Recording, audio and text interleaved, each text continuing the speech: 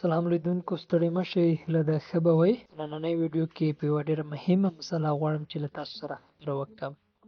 د مقعد یا د شا لخوا سکس یا کوروالی کول د خپل ښځې سره دغه عمل د لوط علیه السلام د قوم عمل دی، د کوم په واسطه چې د لوط علیه السلام قوم تباه او برباد شو. که موږ او تاسو فکر وکړو همغه د لوط علیه السلام د قوم په شان اوس زموږ په ځوانانو کې بیخي دغه فعل عام دی، دا د انسان له خلافت سره ناروا کار دی. دغه ډول کار ته چې دوی د شا لخوا د خپل ښځې یا د نورو چا سره د شا لخوا دغه کوروالی کوي، نو دې ته ملعون ویل کېږي. نو که موږ تاسو فکر وکړو موږ باید داسې کار ترسره نه کړو.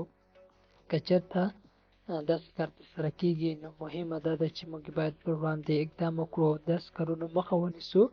داسې کار باید موږ تاسو مخه ونیسو. او بل دا چې دغه ناجایز عمل دی، نو هیله ده چې دغه برخه پاملرنه وشي. دا د انسانیت له قدمونو څخه غلطه استفاده ده.